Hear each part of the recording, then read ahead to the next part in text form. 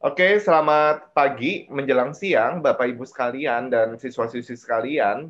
Saya dengan Dr. Anton Wardaya, kita akan masuk ke dalam webinar Wardaya College, yaitu tentang kuliah di Universiti Kebangsaan Malaysia UKM dan meraih beasiswanya.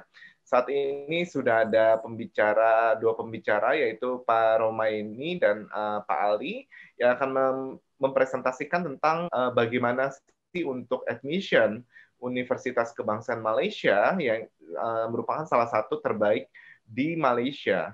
Dan mungkin akan silakan yang mau bertanya bisa bertanya di YouTube chat ya, sehingga kami bisa langsung menjawab semua pertanyaan dari Bapak Ibu dan siswa-siswi sekalian. Dan mungkin ada beberapa program yang akan kami kasih tahu terlebih dahulu. Wardaya College sendiri akan membuka 5 sektor, yaitu Wardaya Innovation Science and Education Center, yaitu kami terdiri dari Finance and Actuarial Science. Yang kedua adalah sektor Data Science and Artificial Intelligence. Yang ketiga adalah Renewable Energy. Ya, oke. Dan yang keempat itu adalah tentang yang keempat itu adalah arsitektur and urban design. Yang kelima itu adalah entrepreneurship and innovation. Jadi ini adalah 5 sektor yang akan kami buka untuk menjawab kebutuhan zaman sekarang. Dan ini terbuka untuk pelajar, untuk umum, dan untuk profesional. Jadi Bapak Ibu, siswa-siswi sekalian yang tertarik untuk join di dalam kelas ini dapat mengikuti tes masuk di program kami di WISE hari Minggu 28 Februari pukul 9 sampai 11 dan kelas akan kami mulai Sabtu 13 Maret 2021. Dan kami akan membuka spot yaitu SMA Wardaya, yaitu yang kami akan mulai tahun ajaran ini dan ini memang sertifikat dan rapot akan dikeluarkan oleh Kementerian Pendidikan dan Kebudayaan. Jadi kami akan dan diakui untuk apply ke universitas baik dalam maupun luar negeri. Dan ini adalah program-program kami di mana nanti pengajarnya adalah berkualifikasi S3 dan S2. Ya, oke. Next. Dan kami akan mengadakan Indonesian Regional Competition yang akan diadakan nanti di bulan Maret, yaitu di tanggal 21 Maret. Yaitu ini adalah pemanasan sebelum mengikuti KSN, Kompetisi Sains Nasional. Jadi untuk lebih lengkapnya silakan hubungi Sekretariat Wardaya yaitu di nomor seperti ini atau dapat mengikuti Instagram kami @wardayacollege. Selanjutnya saya akan mempersilahkan Ibu Suci untuk mempresentasikan tentang NP Education. Silakan Ibu. Dr. Wardaya, terima kasih banyak atas kesempatannya. Salam kenal juga buat Pak Ali Johari dan juga Cirom. Apa kabar semuanya? Perlu Cirom dan juga Pak Ali ketahui bahwa Wardaya College ini juga punya online school. Jadi hari ini webinar kita akan ditonton oleh seluruh Indonesia ya Pak Anton ya, benar ya Pak Dr. Anton ya? Iya, saat ini kita memang Wardaya College itu punya 50.000 murid online Pak. Dan memang makanya kenapa banyak sekali yang akan nonton webinar-webinar kami. Ya. Dan memang Wardaya College sendiri memang sudah terhubung dengan banyak universitas juga ya. Oke, ya. So, kehormatan UKM bisa mempresentasikan tentang admission dan beasiswanya juga. Oke, silakan Ibu Suci. Suatu kehormatan juga, terima kasih Pak Anton bahwa kami diberikan kesempatan. Saya hanya berbicara sedikit. Oke, perkenalkan nama saya Apriani Kurniasuci, saya off cam karena memang tidak terlalu stabil. Saya tadi masuk berulang kali agak susah. Oke, kita akan mulai saja. Mudah-mudahan screen-nya saya hanya benar-benar sedikit hanya memperkenalkan bahwa ini NP Education adalah wakil resmi dari Universiti Kebangsaan Malaysia di Jakarta.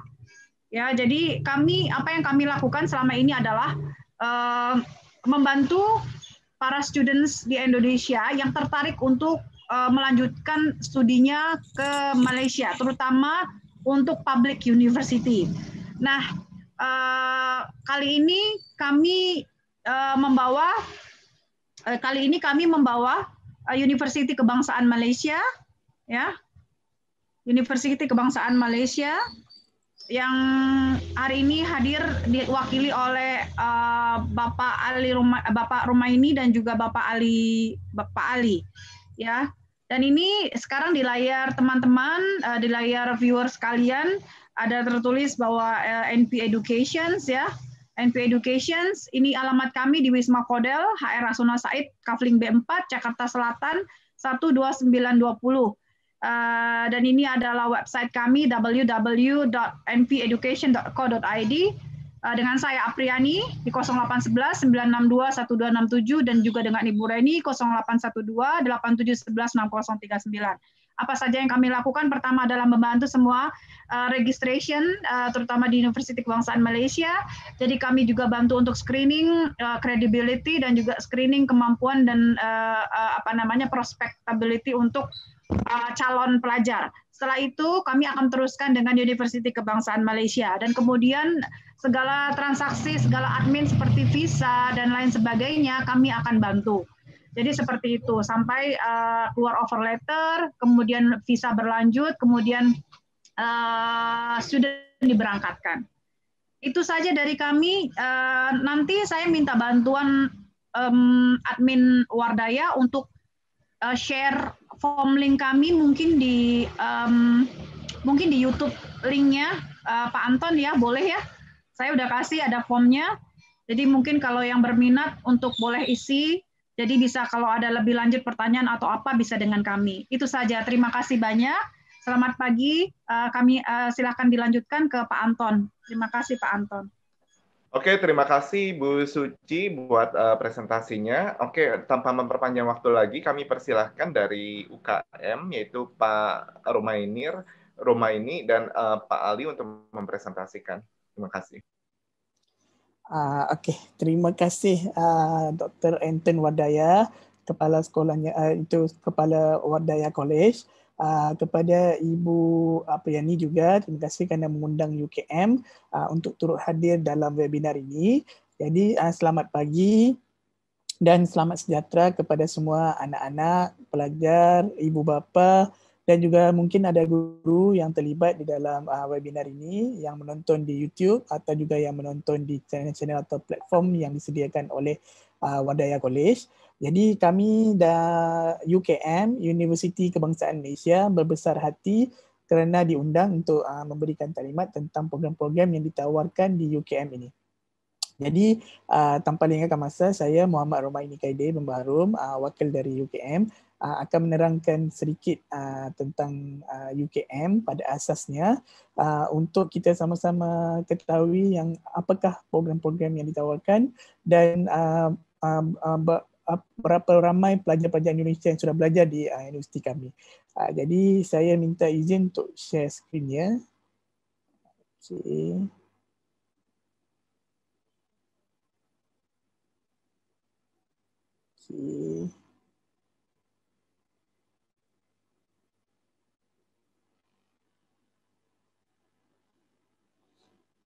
Okey, bisa nampak ya slide saya? Ini ya? Okey. So okey. Terima kasih Ibu Iprani. Okey, yang pertama sekali UKM adalah Universiti Kebangsaan Malaysia untuk yang tidak tahu, okey, kerana seperti yang saya tahu UKM di Indonesia itu ada satu lagi term ataupun satu lagi istilah yang melibatkan usaha kecil menengah ya. Kalau di Indonesia. Tapi kalau sebenarnya UKM di Malaysia adalah sebuah universiti atau universitas dipanggil di Indonesia yang di bawah pemerintah. Okey, UKM ini adalah sebuah universiti di bawah pemerintah di mana UKM adalah top 5 atau yang antara 5 yang terbaik di Malaysia dan juga 5 yang terbaik di Asia Tenggara. Jadi saya akan terangkan lebih terperinci tentang UKM dan asasnya dan apa yang UKM tawarkan. Jadi kenapa kita ataupun pelajar-pelajar Indonesia belajar di UKM? Okey, kalau kita lihat sekarang banyak universiti-universiti dilihat atau diberikan akreditasi ataupun diiktiraf melalui ranking ataupun kita panggil World University Ranking. Jadi World University Ranking UKM adalah yang ke 141. Jadi saya akan go through ataupun saya akan mulakan dari yang pertama. Okay, UKM, kenapa belajar di UKM? UKM adalah disubsidi atau diberikan support dukungan oleh pemerintah Malaysia melalui satu skim yang dipanggil Research and Autonomous University. Jadi Research and Autonomous University ni ada 5 sahaja di Malaysia. Jadi UKM adalah salah satu di mana UKM berhak untuk membuat keputusan sendiri dari segi beberapa term atau beberapa perkara. Okay? Dan juga dari segi research ataupun melakukan penyelidikan atau penelitian sendiri. Okay. Dan UKM adalah 3 yang terbaik di Malaysia dan sekarang UKM adalah yang ketiga di Malaysia. Di mana UKM sendiri selain dari top universiti di Malaysia, kita juga di ASEAN dan juga di Asia Tenggara, di Asia. Okay, dan kemudian Superior Merit with Achievement of Time Higher Education University. The Time Higher Education University adalah salah satu ranking juga yang selain daripada QS yang diguna pakai, dan kita ada juga di dalam Time Higher dan juga kita juga tersenarai di dalam QS World University Ranking. Okay, so sekarang 170 di 2019 dan sekarang kita yang ke 160. Jadi selain itu kita juga committed untuk Excellent with Achievement Ranking. Okay, ini adalah seperti saya katakan tadi, QS World Ranking kita adalah yang ke 141 di mana kita mendapat kenaikan atau peningkatan dari tahun 2012 sehingga ke tahun 2021 tidak jatuh. Dia sentiasa naik dari yang asalnya adalah yang ranking yang ke 300 lebih, 353 tidak silap saya. Sekarang kita yang ke 141 di dalam dunia. Okey, kemudian satu lagi kita ada proven track record with achievement of overall ranking 39 in QS ASEAN University. Di dalam Asia iaitu bersama dengan China, Jepun, Korea, atau di Indonesia panggil Jepang ya, Jepun. So kita yang ke-39 di Asia Tenggara, di Asia. Okay. Kenapa study di UKM juga? Kita ada strong academic reputation ataupun nilai akademik kita, akademia Malaysia University adalah sangat kuat. Di mana di Malaysia kita ada sentiasa akan diberikan penerapan ataupun sentiasa dijaga kualiti oleh badan-badan kualiti di Malaysia. Jadi kita sentiasa mendapat banyak pengiktirafan dan juga banyak anugerah-anugerah untuk akademik. Kemudian Malaysia juga disupport oleh largest pool of expertise with PhD qualification. Okey, di mana sarjana ataupun graduan PhD di UKM adalah melebihi 50%. Jadi tenaga pengajar kita di universiti adalah kebanyakannya, ada majoritinya adalah golongan dari S3 ataupun PhD di mana terdiri daripada profesor, doktor dan juga profesor ulung. Okey, kemudian kita ada well experience managing quality undergraduate dan postgraduate. Daripada 1970 sampai sekarang kita selalu dijadikan refer atau reference daripada universiti-universiti lain dan juga melalui kerjasama MOU dan MOA kita akan menukar atau bertukar dari segi knowledge transferable ataupun dari segi administration.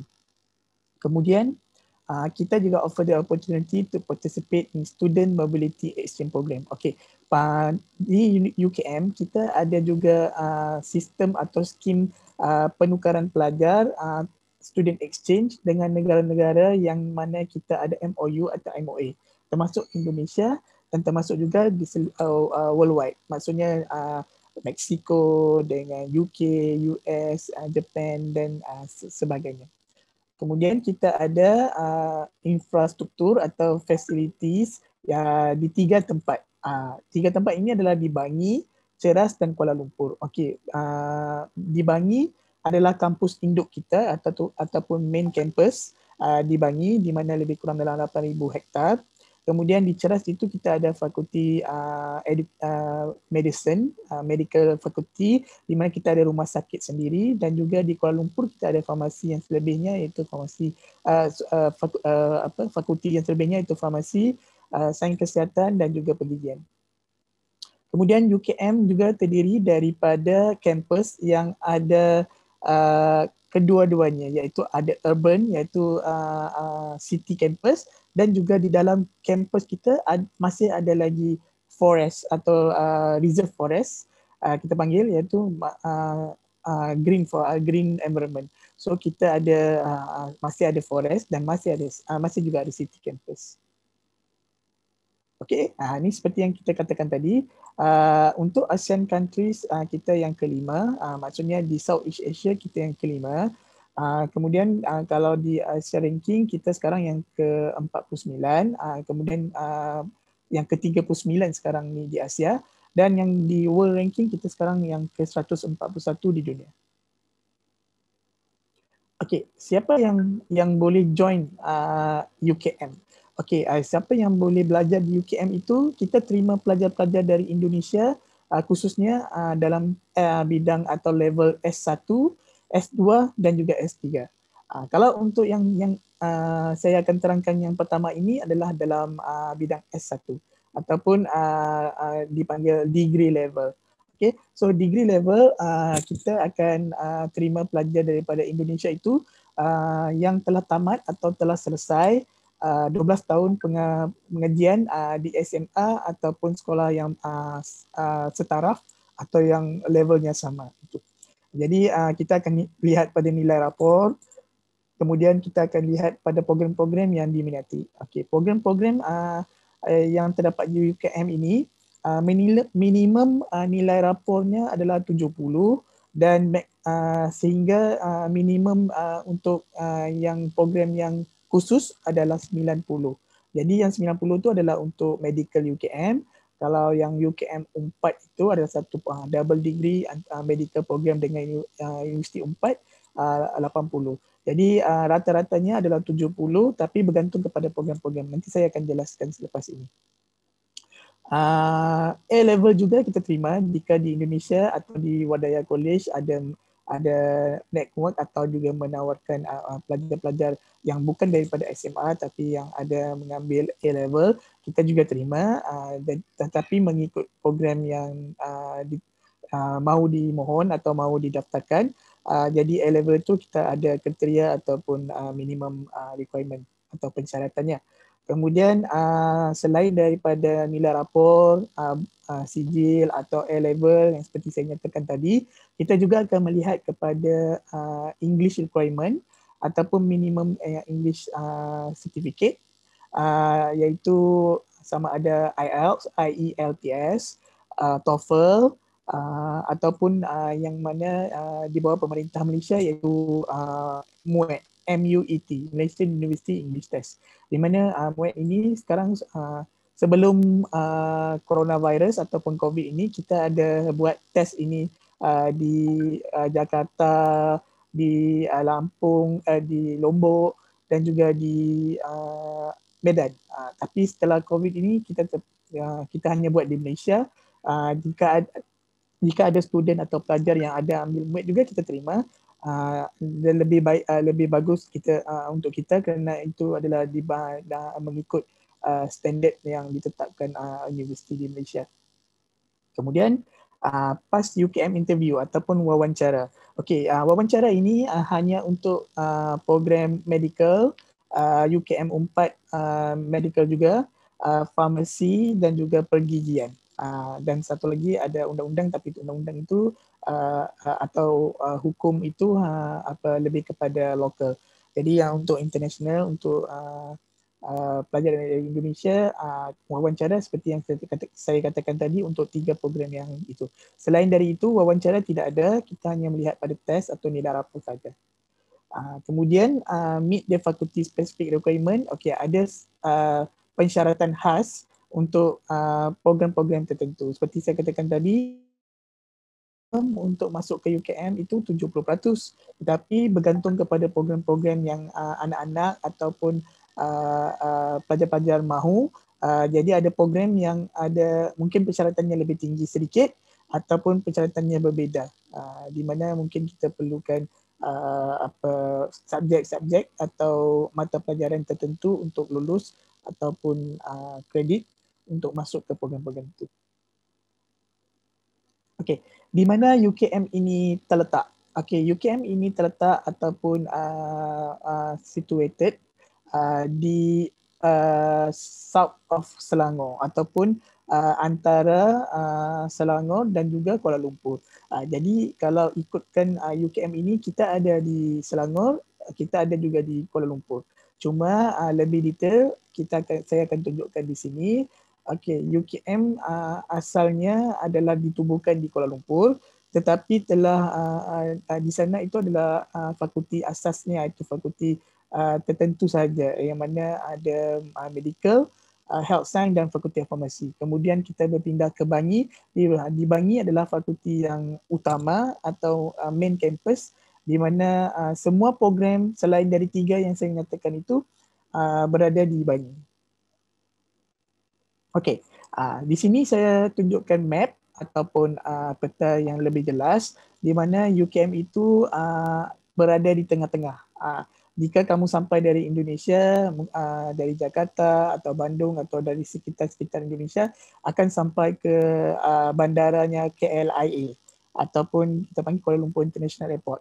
Jadi kita dari Kuala Lumpur International Airport tu lebih kurang dalam 20 minit. Dan kalau kamu mahu ke KL atau Kuala Lumpur, di mana terletaknya Twin Tower Kuala Lumpur itu, harus ditambah lebih 20 minit lagi. Jadi kita berada di tengah-tengah. Kalau dilihat Putrajaya itu adalah di mana pemerintah Malaysia, kantor-kantornya pemerintah Malaysia di situ. Jadi kita dari Putrajaya itu hanya 10 minit. Kalau dari Kuala Lumpur atau dari bandara, kita berada di tengah-tengah, iaitu 20 minit dari bandara dan 20 minit dari Kuala Lumpur. Okey, ini adalah peta UKM Bangi atau main campus di UKM. Jadi UKM ini sangat besar ya. Kalau dilihat, nanti saya boleh sharekan video dari atas. Itu mengambil masa yang sangat lama ya untuk drone ataupun video daripada atas untuk selesai tournya UKM. Tapi saya terangkan dekat sini lebih teliti. Okey, ini adalah map secara 2D atau 2D map yang mana UKM Bangi ini kalau lihat masih lagi dikelilingi oleh 60%-nya adalah kawasan green forest ataupun reserve forest, di mana hanya warga UKM sahaja yang dibenarkan untuk explore ataupun membuat penelitian, camping ataupun apa-apa di dalam hutan ini, di mana hutan ini tidak boleh dimasuki oleh mana-mana third party ataupun orang luar. Dia adalah di dalam UKM itu sendiri. Jadi yang selebihnya itu, yang kawasan yang putih ini adalah kawasan kampus, juga kawasan asrama atau accommodation, dan juga pusat-pusat dan juga cafeteria, makanan dan sebagainya. Kalau yang kawasan yang dark green ini adalah palm oil plantation. Itu juga di bawah UKM, di mana kita tanam untuk penelitian untuk kembali kepada pelajar. Jadi pelajar-pelajar yang terlibat dengan penelitian yang melibatkan palm oil plantation juga akan melakukan penelitian di sini. Okey, saya akan terangkan juga berapa banyak fakultis atau center yang terdapat di UKM. Jadi untuk lebih lanjut tentang fasiliti ataupun yang lebih lanjut tentang apakah infrastruktur yang kita ada di UKM. Jadi Encik Ali boleh teruskan tentang fakulti ini? Boleh insyaAllah. Okay. Assalamualaikum. Selamat pagi. Next room. Kita mempunyai beberapa fakulti lah. Kita di UKM kami mempunyai 13 fakulti dan juga 13 institut. fakulti itu kita pecahkan kepada 4 kategori lah, yang di mana sains dan teknologi, sains kesihatan seperti medicine, farmasi, pergigian, dan juga health science. Dan juga kita juga ada program-program seperti art and social science. Tapi di UKM ni, art ni tidak sebegitu banyak dengan universiti lain. Dia lebih kepada social science lah, human touch lah. Lebih kepada macam komunikasi media, Islamic study, undang-undang. Dan kita juga ada program yang kategori keempat ialah business dan management, di mana kita akan belajar ekonomi, accounting, keusahawanan, semua di dalam kategori itulah dalam fakulti yang sama. Seterusnya, Rom. Okay, kita ada 12 institut. Institut ni, perbezaan fakulti dengan institut ni adalah untuk fakulti dia ada S1. Tapi untuk institut dia cuma mempunyai S2 dan S3. Dan institut cuma hanya boleh membuat kajian saja. Dia tidak boleh mengambil pelajar secara coursework, iaitu kelas. Dia mesti ambil pelajar yang menjalankan kajian, iaitu research base. Di mana kita ada 12 institut dan terpecah pada 3 kategori, iaitu sains dan teknologi, sains kesihatan dan juga social science. Social science ni selain daripada sains lah, macam kebudayaan, bahasa, pendidikan, semua itu dalam kategori social science. Seterusnya, Rom.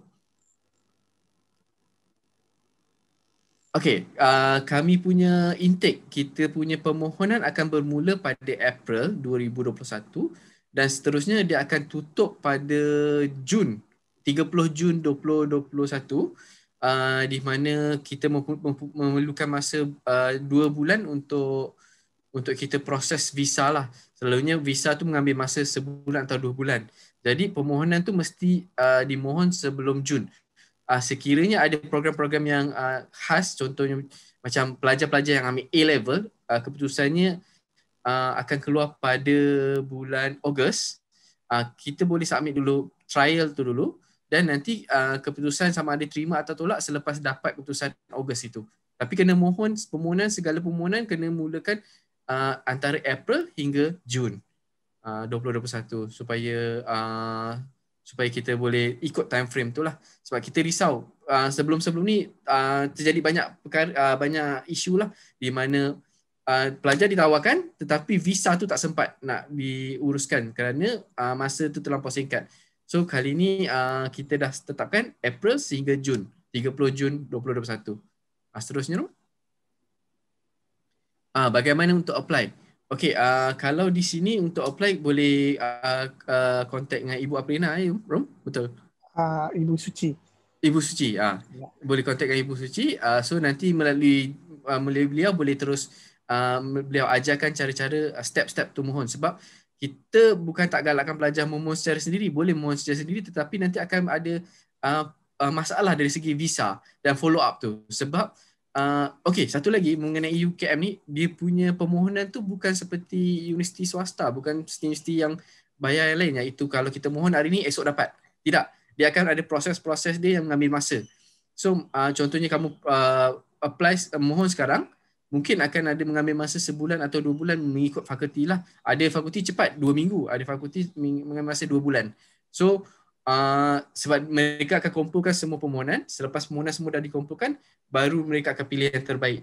Sebab satu perkara mengenai UKM ni yang sangat menarik ialah bukan mudah untuk masuk UKM kerana mereka mementingkan credibility dan pendidikan pelajar, tetapi apabila kamu sudah berada di dalam UKM, sukar juga untuk kamu keluar. Sebab mereka sayang, pensyarah-pensyarah di UKM ni dia sayang dengan pelajar. So bila nak masuk tu susah, tetapi sudah masuk tu susah juga untuk keluar. Maksudnya dia akan keluar grad tapi dia tidak akan dibuang. Kita sangat-sangat jarang pelajar yang dibuang daripada UKM kerana dia tu sudah tapis dari peringkat awal. So itu yang salah satu kelebihan UKM lah. Dan mereka akan ajar bagaimana untuk menjadi pelajar-pelajar yang berdaya saing dan juga proses-proses yang untuk terus ke peringkat yang lebih tinggi. Kita ada, seperti yang kita tahu, untuk UKM ni kita ada semua level, iaitu S1, S2 dan S3. Kalau, sebab saya tadi terdengar pasal beasiswa, Untuk UKM kami ada beasiswa, tapi beasiswa kami hanya untuk S2 dan S3. Untuk S1 buat masa ni kami belum ada lagi beasiswa. Dan S1, S2 dan S3 itu beasiswa hanya untuk pelajar-pelajar yang menggunakan kaedah kajian. Menggunakan kaedah coursework yang kelas tidak boleh mengambil program ini, tidak boleh mengambil beasiswa, hanya kajian. Kerana dalam kajian-kajian tu dia perlu menjalankan kajian supaya kajian itu boleh digunakan untuk khalayak ramai. So nanti dari situ kita akan memberi beasiswa itu. Tapi bukan mudah.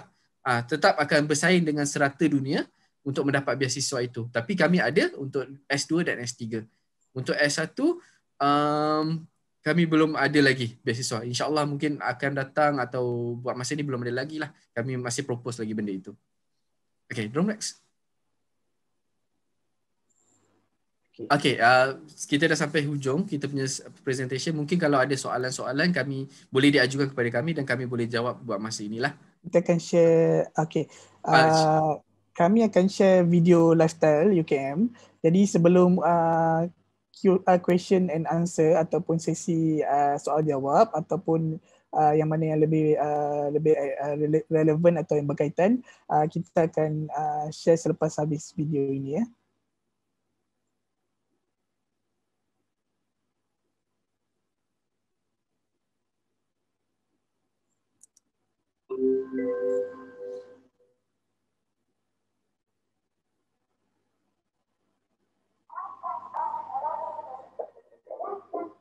Hi guys, welcome to the National University of Malaysia, university that inspiring futures, nurturing possibilities. Today, I will bring you guys around UKM. Let's go.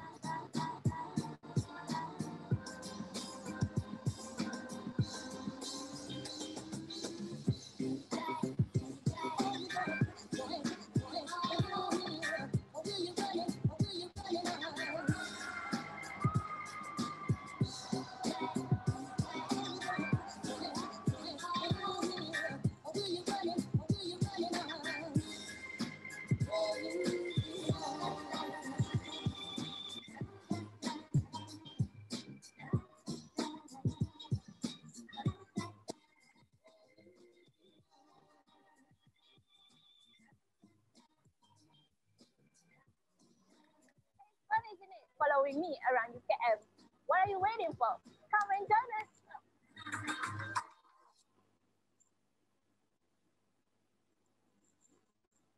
Okay, sudah selesai video lifestyle UKM.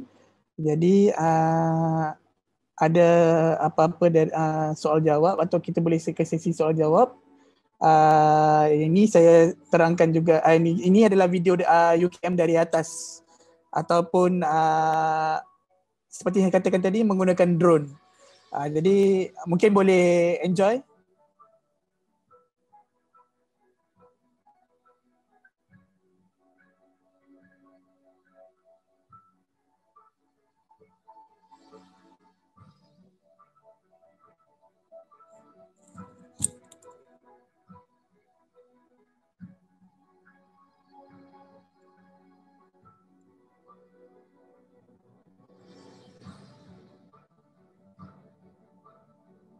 Ini adalah fakulti hukum ya, ilmu hukum.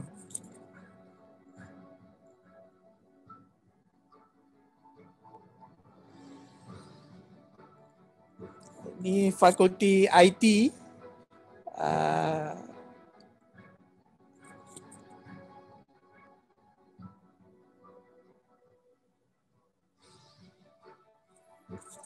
Ini adalah sains sosial atau social science.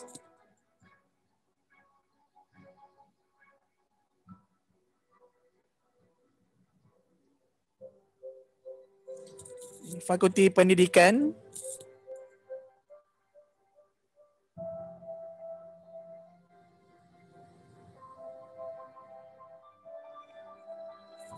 Fakulti Sains dan Teknologi.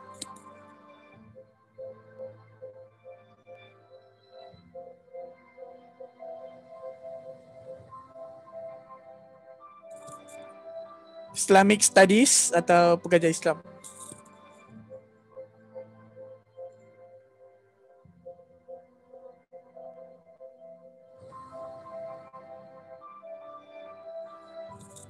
Faculty of Business.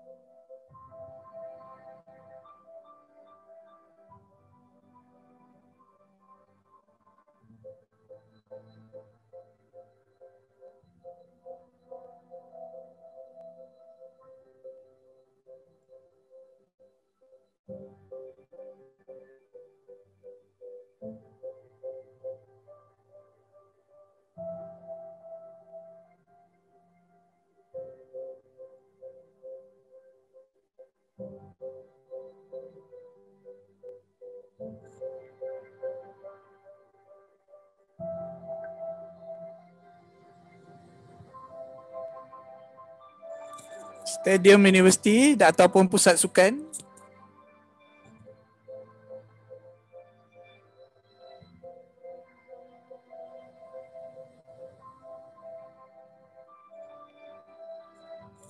Dewan Chancellor for graduation.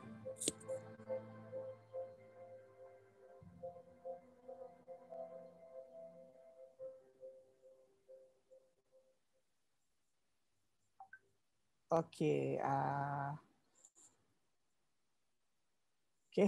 itu saja.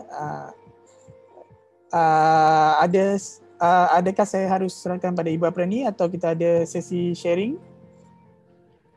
Kasih Cik Rom, kita serahkan ke Dr. Anton kembali untuk dipandu buat acara tanya jawab, sesi tanya jawab kalau saya tidak salah. Baik.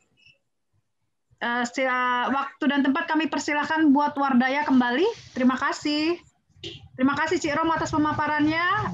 Cik Ali juga terima kasih. Kita tunggu dari Wardaya. Ya, baik. Terima kasih Ibu Apriani Suci dan Bapak Muhammad Romaini serta Ya. Bapak Ali yang telah memaparkan. Terima kasih untuk Ibu Apriani, Bapak Muhammad Romaini dan Bapak Ali yang telah memaparkan tentang UKM Universitas Kebangsaan Malaysia gitu. Baik. Mungkin kita akan masuk pada sesi tanya jawab ya Bapak Ibu. Ya. Ini sudah ada beberapa pertanyaan yang masuk kepada kami mengenai Universitas Kebangsaan Malaysia gitu. Nah, mungkin kita akan tiga dulu ya Bapak Ibu. Jadi 3 pertanyaan. Oke, pertanyaannya yang telah masuk kepada kami yaitu yang pertama, ada yang menanyakan apa syarat untuk memperoleh beasiswa di Universitas Kebangsaan Malaysia. Seperti itu Bapak Ibu. Kemudian bagaimana sistem pembelajarannya saat pandemi ini? Kita tahu kan sudah beberapa bulan ini, bahkan sudah setahun lebih pandemi gitu. Dan kemungkinan sampai ke depan masih terus berlangsung pandeminya. Seperti itu Bapak Ibu. Dan yang ketiga, untuk mahasiswa internasional yang mungkin dari luar Malaysia gitu. Bagaimana hunian untuk mahasiswa internasional tersebut? Seperti itu.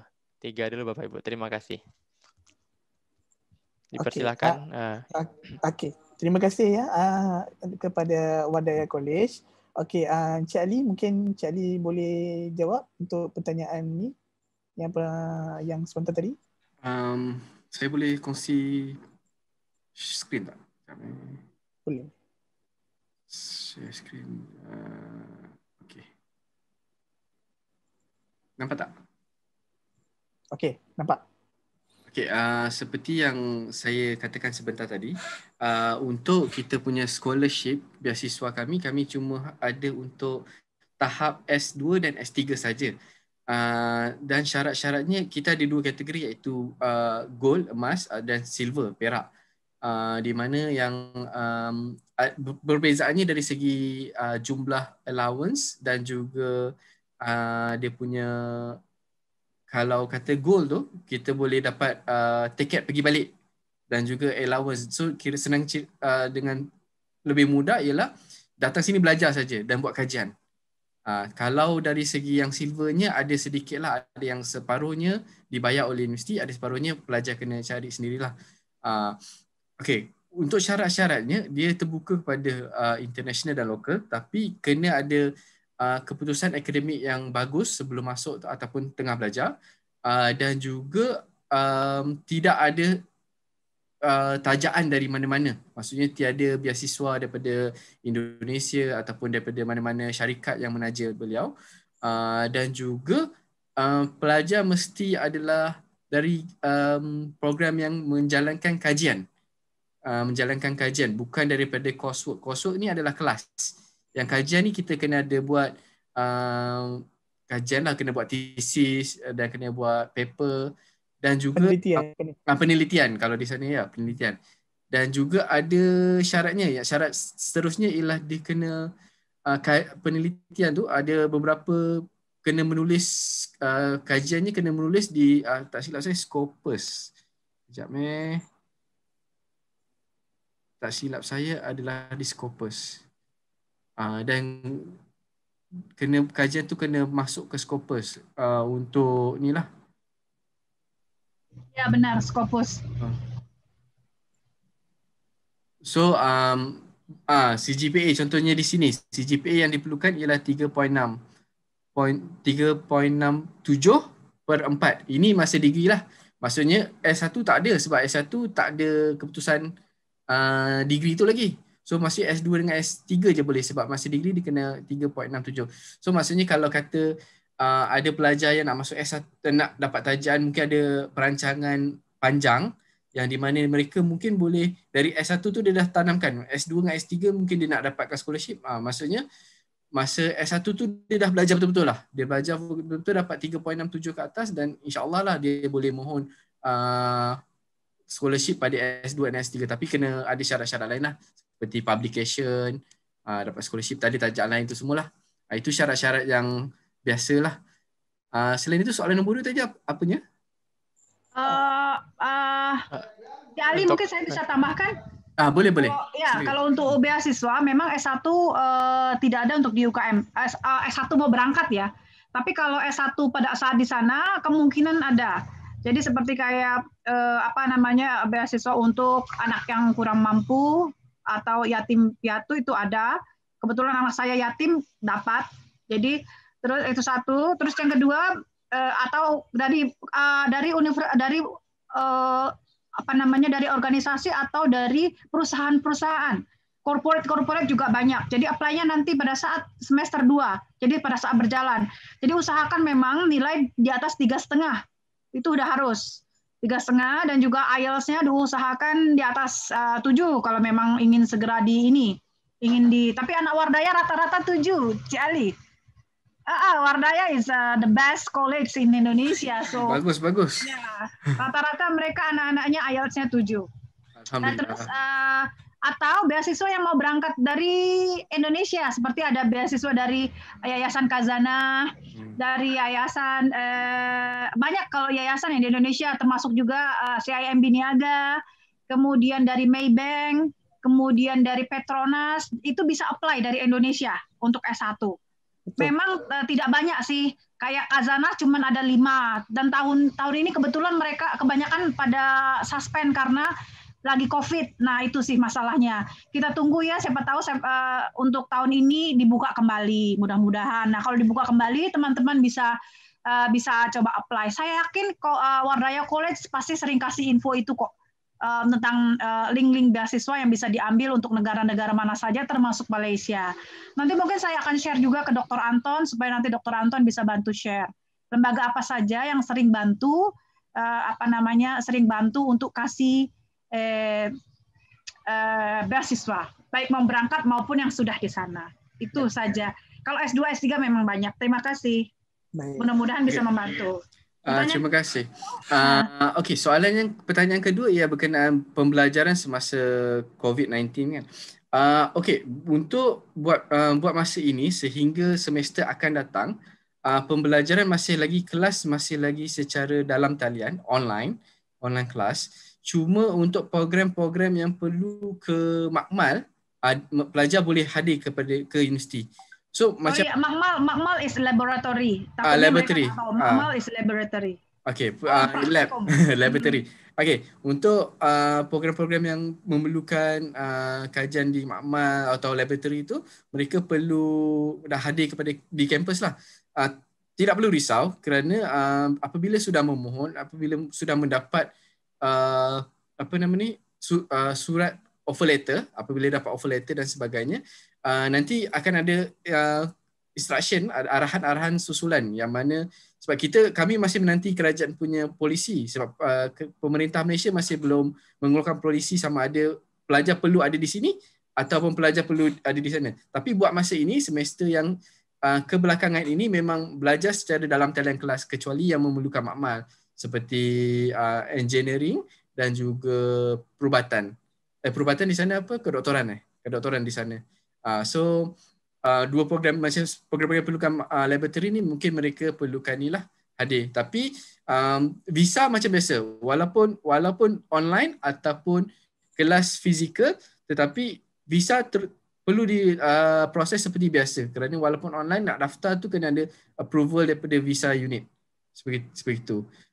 Dan seterusnya soalan ketiga ialah accommodation. Accommodation. Okay, untuk accommodation kita tak perlu risau sebab di kampus kita ada accommodation yang banyak. Pelajar boleh pilih sama ada ingin di dalam ataupun di luar kampus, tetapi saya sarankan berada di dalam kampus lah untuk semester pertama kedua itu untuk belajar dulu. Semester ketiga bila sudah lebih matang, boleh cari di luar kerana mungkin sedikit murah di luar kalau berkongsi beramai-ramai.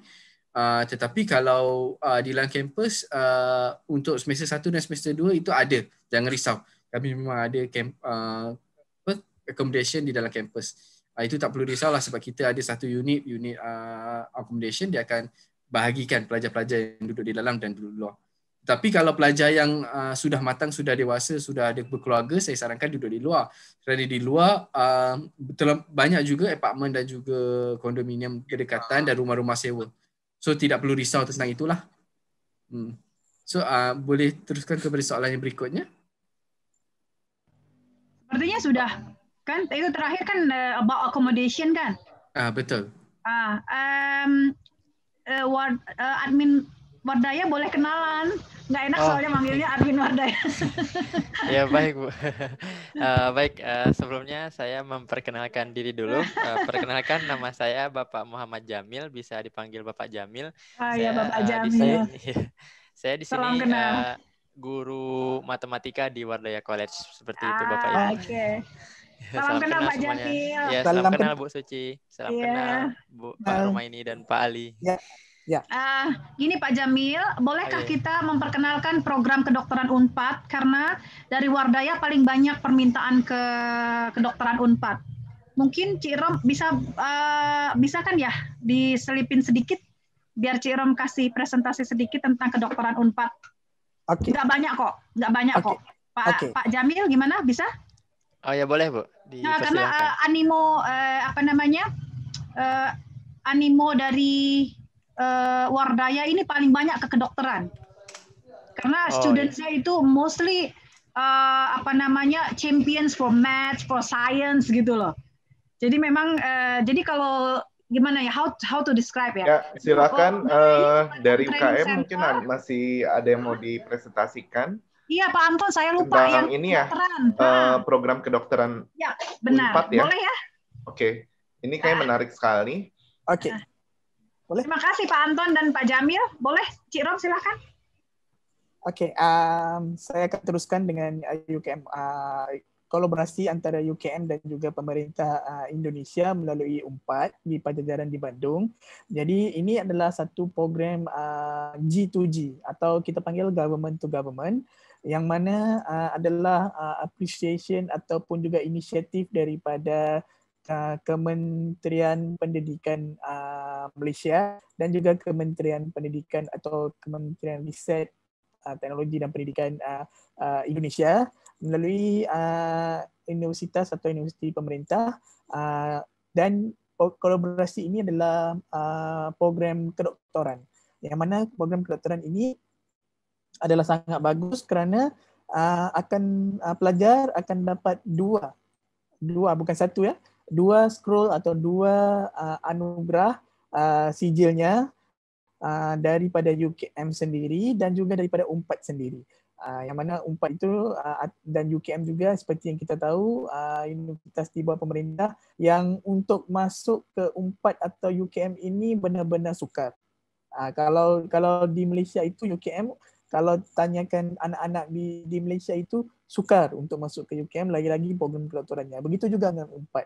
Saya percaya ramai yang tahu program Unpad itu walaupun bukan kedoktoran pun sudah sukar, lagi sukar kalau Unpad. Jadi kita lagi sukar kalau kedoktoran. Jadi kita inisiatif ini kita buka untuk pelajar kuota tambahan ataupun kuota khas untuk pelajar-pelajar yang masih berminat dengan kedoktoran tetapi tidak tahu bagaimana untuk masuk ke Unpad atau ke UKM itu sendiri. Jadi kita buat UKM Unpad, di mana UKM Unpad ini sesi pembelajarannya akan bermula di Unpad dan kemudian akan seterusnya di UKM.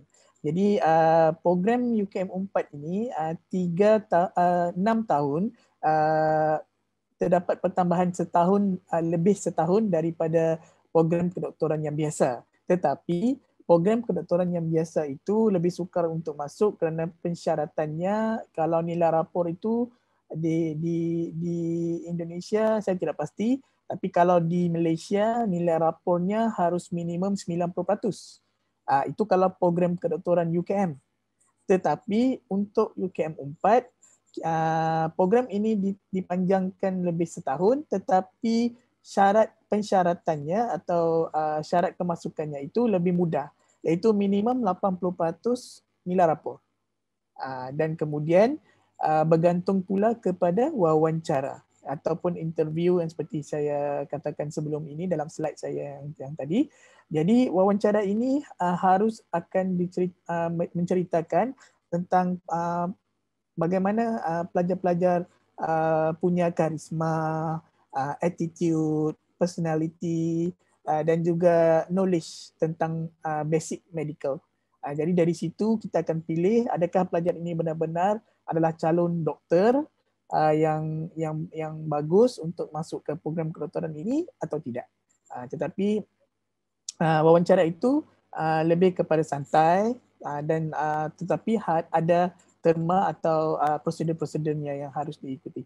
Cuma UKM 4 ini saya katakan adalah sangat bagus kerana UKM 4 ini akan mendapat kelebihan kerana pelajar akan mendapat 2 scroll iaitu daripada UKM dan daripada 4. Cuma perlu koas ataupun perlu apa dipanggil praktikal kalau di UKM itu kembali ke Indonesia untuk layak bergelar doktor.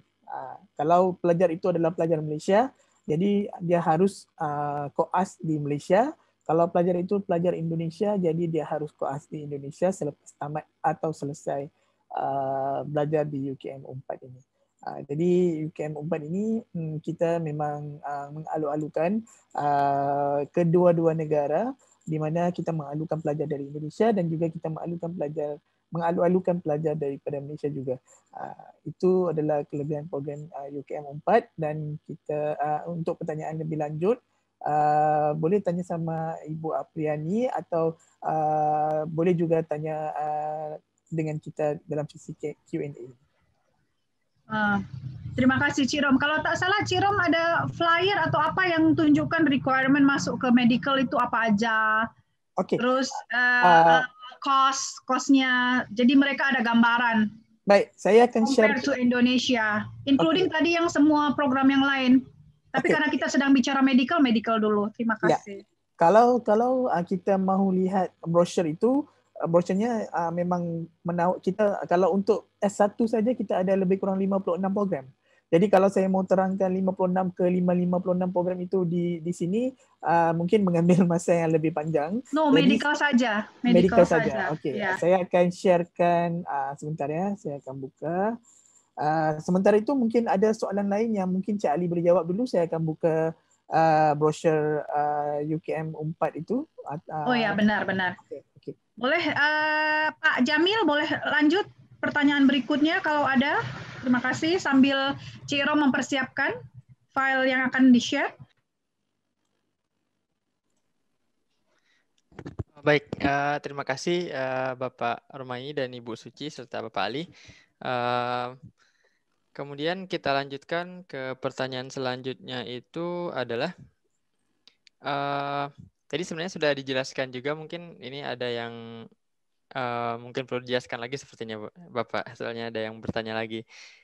Katanya syarat beasiswa S3 itu untuk di UKM bagaimana seperti itu? Kemudian tips untuk mendapatkan beasiswa S3 itu bagaimana seperti itu, Bapak Ibu?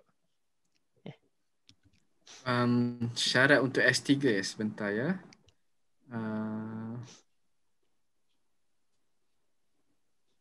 Okey, kalau untuk S3 ni seperti yang saya katakan tadi, syarat minimumnya semasa bachelor degree, semasa S1-nya dia mesti mendapat 3.67 ke atas. Dan untuk scholarship ni pelajar perlu publish dia punya kajian tu, jurnal tu, perlu membuat tulisan jurnal dan publish dalam jurnal Web of Science yang at least sekurang-kurangnya ialah Q3 atau Q2 dalam Web of Science. Publish 2 dalam Q3 jurnal. Ni untuk goal selepas itu minimum requirement dia kena pelajar ialah untuk Q3 S3 dia mesti ada PhD lah. Seterusnya syarat yang tambahan ialah apa lagi soalan, sekejap kalau itu sajalah, basically dia kena bukan saja perlu menjadi pelajar pandai, tapi dia perlu juga publish tulisan jurnal tu ke dalam Q2 atau Q3 dalam Web of Science.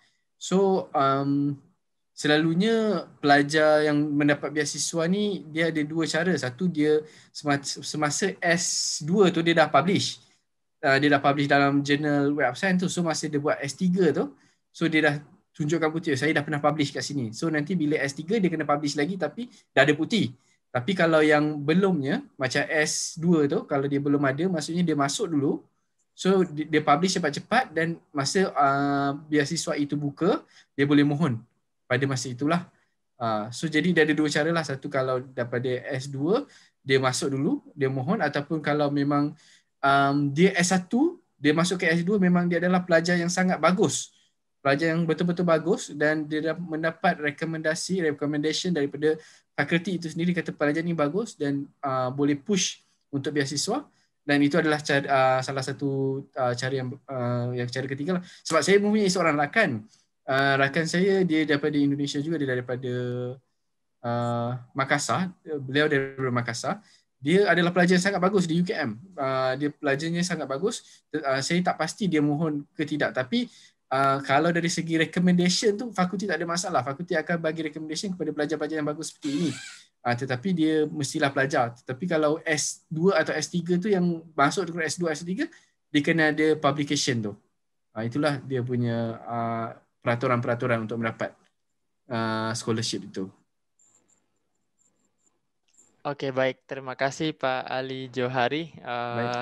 Sepertinya untuk syarat-syarat S3 di UKM ini ya banyak tantangannya juga seperti itu. Kalau misalkan macam mana itu? Yes, seperti harus membuat general ini, kemudian harus PhD, sebenarnya sama ya seperti yang lainnya seperti itu ya. Okey, yang tadi yang Encik Ali katakan itu, yang terangkan itu, S3 itu kalau yang mahu mohon beasiswa. Tetapi kalau yang hanya untuk pendaftaran atau permohonan, hanya isikan permohonan di ISPID kita dan kemudian sertakan dengan proposal, simple proposal, itu saja. Itu kalau permohonan. Kalau untuk masuk ke S3-nya mudah. Untuk pendaftarannya, ya beasiswanya biasa. Kerana beasiswanya itu terhad, jadi kita akan pilih yang terbaik. Itu yang beasiswanya itu banyak prosedurnya. Gitu. Tapi kalau pendaftaran untuk S3 sahaja, simple, hanya perlukan pendaftaran biasa dan juga disertakan dengan proposal atau simple proposal untuk tajuk yang berkaitan untuk S3 itu. Oh, baik Pak. Terima kasih Bapak Romaini. Tadi saya sedikit salah tangkap. Beasiswanya yang luar biasa ya. Okey. Yang luar biasa itu kalau beasiswa. Beasiswa memang luar biasa. Kerana kita perlukan pelajar ataupun yang mahu ditaja atau dibiayai itu adalah pelajar yang luar biasa. Tetapi kalau untuk pendaftaran itu, ya masih kita perlukan pelajar yang luar biasa, tetapi itu adalah prosedur biasa yang mana hanya daftar dan jika cukup persyaratannya, cukup syarat-syaratnya, diterima sebagai pelajar. Tapi kalau beasiswa itu ya biasa, memang kita banyak prosedurnya sedikit ya. Okey, saya akan teruskan dengan tadi UKM 4. Jadi saya akan sharekan brochure sekejap ya. Okey, ini adalah requirement dan juga biaya wang kuliah untuk UKM 4. Okey, sebelum kita ke biaya wang kuliahnya, kita lihat dulu kepada persyaratannya. Okey, untuk UKM 4, kalau lihat di sebelah kiri, kita ada dua, satu yang medical UKM, satu UKM 4. Kalau UKM 4 itu, cuba lihat di bawah seperti yang saya tunjukkan ini. Okey, untuk pelajar dari Indonesia, jangan lihat China atau negara-negara lain itu beda-beda persyaratannya. Jadi yang untuk Indonesia, kalau UKM 4 itu minimum 80%. Kemudian ada syarat khas atau pensyaratan khusus di mana nilai rapor ataupun subjek yang diambil atau di peringkat sekolah harus ada biologi, chemistry dan matematik atau fizik. 3 subjek ini wajib ada dan kemudian 3 subjek ini harus 80% wajib minimum. Jadi minimum 80% wajib. Kalau di bawah 80% itu tidak layak atau tidak boleh mohon untuk UKM 4. Tapi kalau 3 subjek ini 80%, kemudian nilai rata rapornya 80%, okey bisa untuk mohon. Itu kalau Maaf Cirom, ya, ya. 80% itu 80% ya teman-teman. Ya, Bapak Ibu. 80%. Maaf. Takutnya. Terima kasih, maaf. Okey. Peratus itu adalah di dalam bahasa Malaysia. Jadi maaf ya saya terlupa. 80%. Okey, 80% untuk 3 subjek ini atau 3 mata pelajaran ini, dan nilai rata rapornya 80% minimum. Jadi kalau di bawah 80% itu mungkin kita boleh offer program lain, tapi kalau untuk yang UKM 4 ini ya kalau sudah lebih dari 80% bisa mohon. Okey, itu kalau nilai rapor. Tapi kalau ada yang A level, GCE Advanced level atau A level, untuk UKM 4 sama ada BBB, ABC atau AAC untuk 3 subjek ini. Okey. So yang selain dari itu, kalau IB boleh lihat di sini 37 point overall untuk UKM 4, untuk medical, tapi untuk UKM 4 34 point. Okay, minimum. Kemudian kalau ada yang GC ordinary level, okay, grade B in biology, chemistry, physics, mathematics, additional mathematics and one other subject. So one other subject ni maksudnya apa-apa program selain daripada yang dinyatakan ini subjek boleh dimasukkan dengan syarat B. Okay. Itu adalah persyaratan untuk UKM 4. Kemudian kita ke kanan, okay, kita lihat kepada biayanya. Okay, di sini biayanya ada juga dari untuk program-program lain. Tapi untuk yang pertanyaan tentang UKM 4 tadi, okay, UKM 4 ini special atau itu yang saya katakan khas atau special lah untuk Indonesia, kerana nilai wang kuliahnya adalah sama dengan pelajar dari Malaysia, iaitu dalam ringgit Malaysia sehingga selesai RM315,000. Kalau cuba lihat dari Fakulti of Medicine UKM 4 international, itu adalah negara-negara selain dari Indonesia. Maksudnya kalau kita ada juga permohonan dari Brunei, dari Singapura, dari China, jadi mereka harus bayar wang kuliahnya RM462,000 Malaysia. Tetapi untuk warga Indonesia itu, kena ini adalah program kerjasama antara pemerintah Malaysia dan juga pemerintah Indonesia, jadi kita samakan wang kuliahnya sama dengan pelajar Malaysia, iaitu RM315,000. Itu adalah sehingga selesai. Kalau mau lihat dari per semester, itu sudah saya breakdownkan atau sudah terdapat di situ. Untuk first semester 37,800. Kemudian untuk semester kedua, ketiga dan seterusnya 25,200. Jadi nanti bisa convertkan ke rupiah. Kalau mau convertkan ke rupiah, boleh bisa convertkan. Kemudian ada lupa saya katakan, itu registration fees ini 2,520 ini adalah sekali pada register sewaktu melapor diri saja. Itu sebelum semester pertama mula atau waktu semester pertama mula 2,520. Kemudian tidak ada lagi bayaran, hanya membayar wang kuliah saja. Okay, sehingga selesai. Jadi kalau untuk visa dan yang selebihnya itu, visanya itu nanti boleh tanya sama Ibu Apriani atau mungkin boleh ke website UKM juga. Tapi Ibu Apriani mungkin boleh bagi lebih detail dan supaya permohonan visa ini lengkap, selesai dan dapat sebelum pelajar boleh daftar atau bisa kuliah di Malaysia. Untuk yang seperti saya saudara teman saya tadi, Cik Ali katakan tadi, pembelajaran ada yang hybrid, ada yang online. Buat masa ini sama, saya rasa sama saja seperti di Indonesia juga kena pandemik. Tapi di Malaysia sudah ada kabaran yang baik, itu terdapat penurunan yang drastik dari segi kes per day. Jadi kita doakan agar Indonesia dan Malaysia, khususnya Nusantara juga termasuk Brunei dan juga Singapura, kita bisa kembali ke normal kita yang sebelum COVID, di mana pembelajaran itu secara bersemuka, fully bersemuka di dalam classes dan juga dapat melakukan aktiviti-aktiviti harian yang lain. Ya. Itu sudahnya untuk UKM 4. Jadi kalau ada program lain selain UKM 4, mungkin boleh ada pertanyaan, saya akan jawab. Tapi kalau untuk go through setiap satunya ini, mungkin kita perlu tambahkan masa lagi lah. Jadi saya tunggu soalan, mungkin ada soalan lagi yang seterusnya. Terima kasih Cik Rom.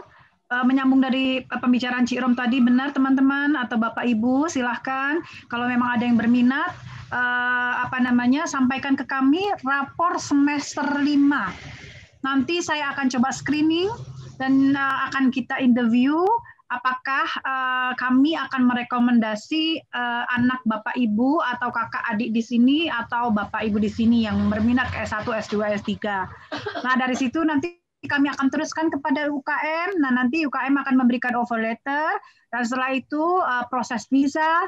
Dan jadi dari awal, dari registrasi sampai visa sampai keberangkatan students ke Malaysia, kami pihak NP Education yang akan membantu sebagai perwakilan resmi dari Universiti Kebangsaan Malaysia. Jadi jangan pikirin nanti adminnya susah nggak ngurusin dokumen segala macam.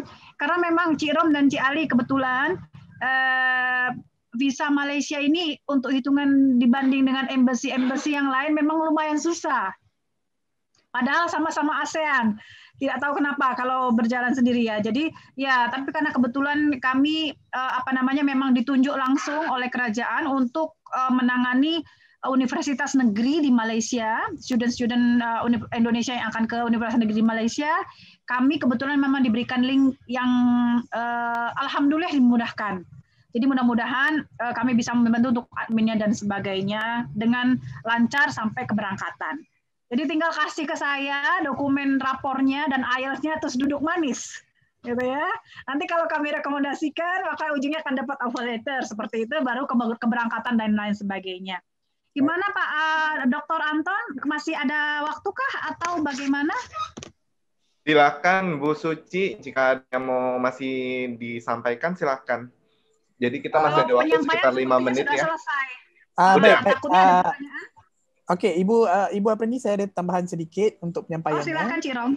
Okey, saya lupa tambahkan sedikit tadi. Okey, untuk pelajar Indonesia yang belajar di UKM, kita ada, lupa saya nyatakan tadi, kita ada Persatuan Pelajar Indonesia di UKM, PPA. Okey, PPA ini ketua atau penaung PPA ini adalah juga dosen yang asalnya dari Indonesia, iaitu Prof. Edi. Sepatutnya Prof. Edi ada hari ini untuk penyampaian, tetapi ada acara lain. Jadi Prof. Edi sampaikan salam dan juga Prof. Edi adalah warga Indonesia yang telah lebih kurang 15 tahun mengajar di UKM itu sendiri.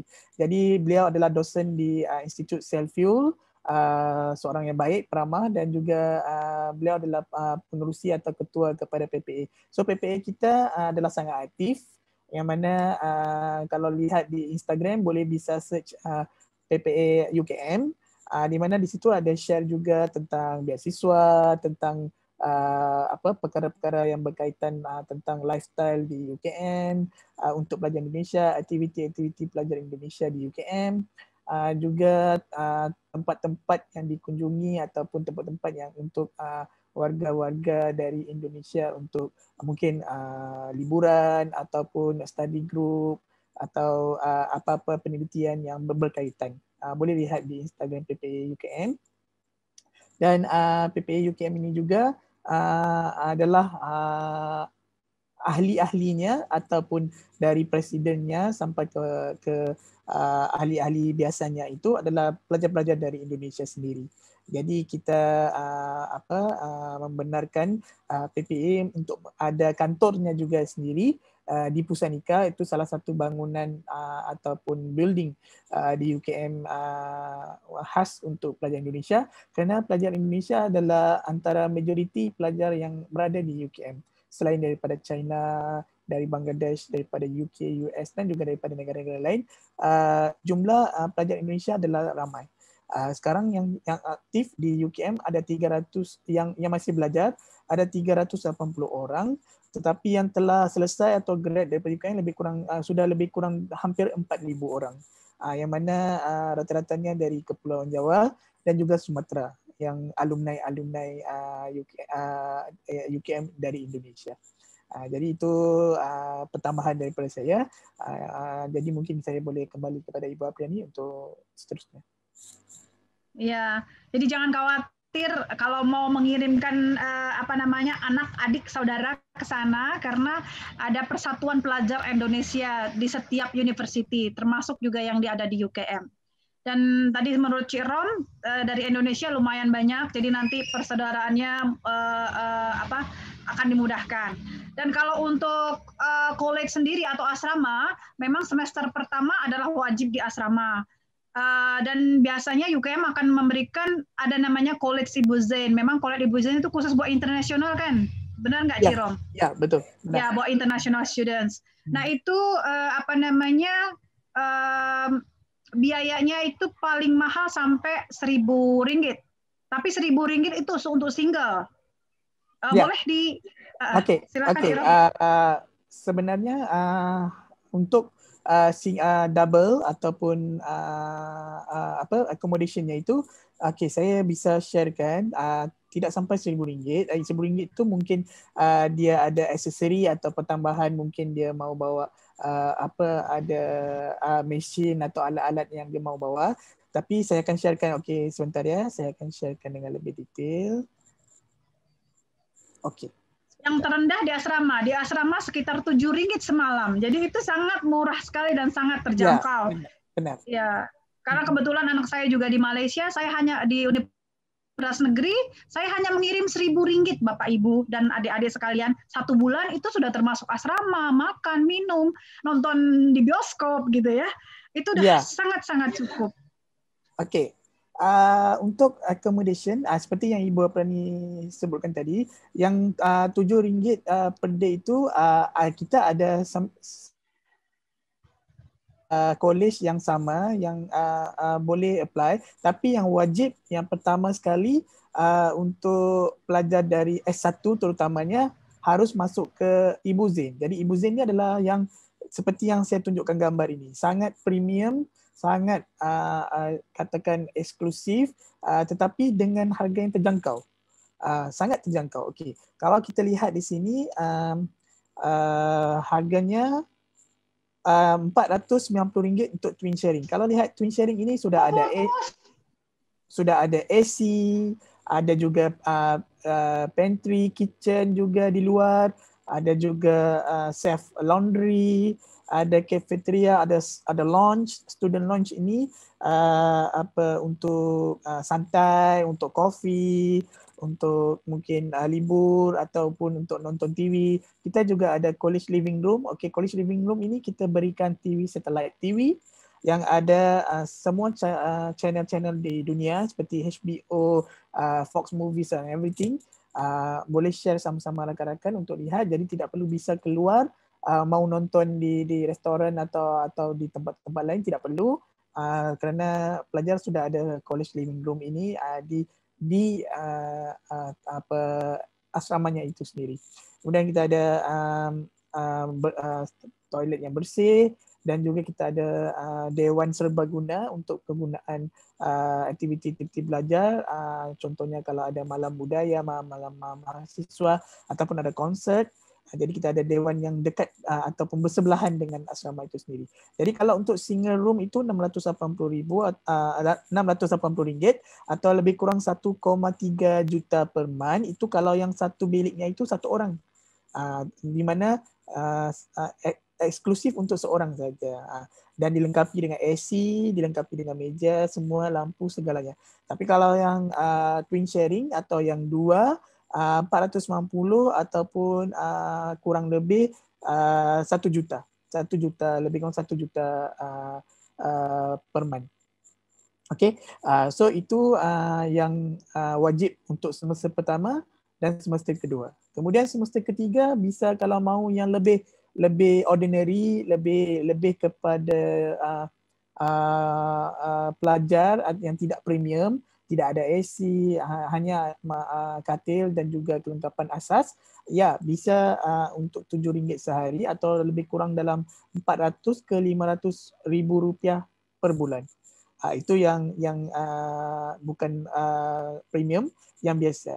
Itu juga bisa. Tetapi yang pertama, yang tahun pertama harus ke sini kerana kita telah tetapkan pelajar internasional atau Indonesia itu di satu komuniti yang sama untuk membiasakan pelajar-pelajar dengan komuniti, dengan keadaan persekitaran, environment segalanya agar tidak berpecah-pecah. Kemudian sudah tahu di mana tempat-tempat ataupun tempat yang asas, sudah tahu di mana tempat perkumpulan, sudah tahu latar belakang dan juga persekitaran di UKM. Jadi bisa mohon mana-mana tempat atau mohon mana-mana accommodation atau inap. Okey. Jadi itu untuk penginapan ataupun hunian untuk pelajar dari Indonesia. Wah, menarik sekali Cik Rom, thank you.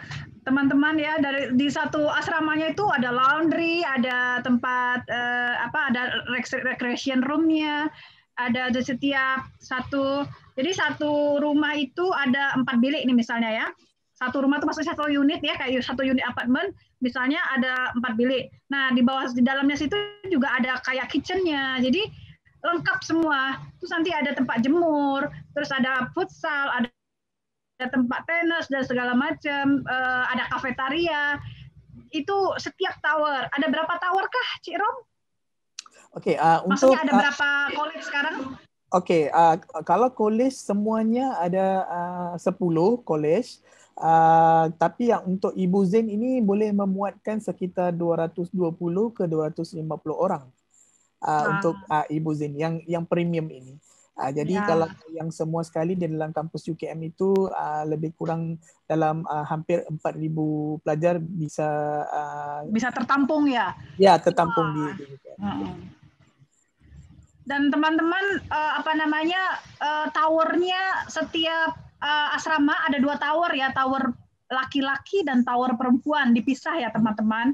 Jadi kalau tadi Cik Rom bilang ada 10 asrama including yang Ibu Zain, berarti akan ada sekitar 20 tower teman-teman, cowok dan cewek dipisah. Benar. Ya. Dan memang besar, sekitar 133 hektar kali ya, Cik Rom ya? Ya, benar. Luas yang bangi. Itu yang di luar yang kampus medical ya. Medical kan adanya di Kuala Lumpur. Ya. Medicine dan medical adanya di Kuala Lumpur. Ini khusus yang di Bangi saja di main campus itu sekitar 133 hektar. Bahkan ada hutan lindungnya teman-teman. Jadi kalau mau jogging track, tadi kan ada kelihatannya ada hutan lindungnya. Terus kalau yang memang hobi jogging di sini akan seperti surga deh. Karena setiap college itu anak tangganya 110, ada yang 110 anak tangga, ada yang 200. Jadi seperti udaranya sangat dingin. Jadi UKM ini mereka bilang we are the Highlander gitu ya, karena ada di perbukitan dan pegunungan. Jadi dari bawah itu naik ke atas. Jadi khusus di perbukitan itu memang khusus kampusnya UKM. Jadi suasananya enak seperti di puncak teman-teman dan sangat hijau.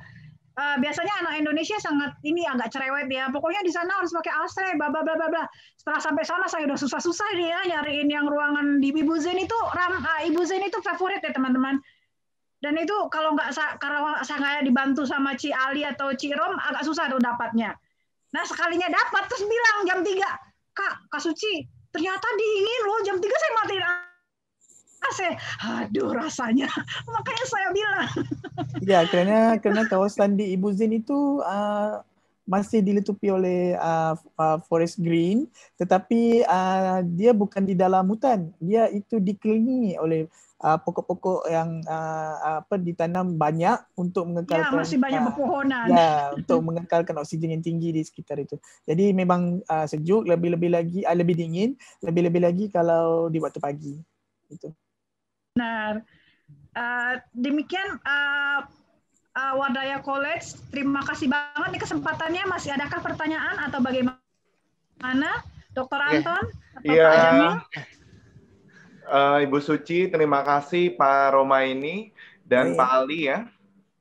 Oke, kita akan tutup ya pertemuan kita pada siang hari ini. Terima kasih para pembicara dan para peserta dan NP Education yang sudah sehingga kita bisa kolaborasi dengan Wardaya College juga sehingga webinar kami ini bisa berjalan dengan baik dan lancar.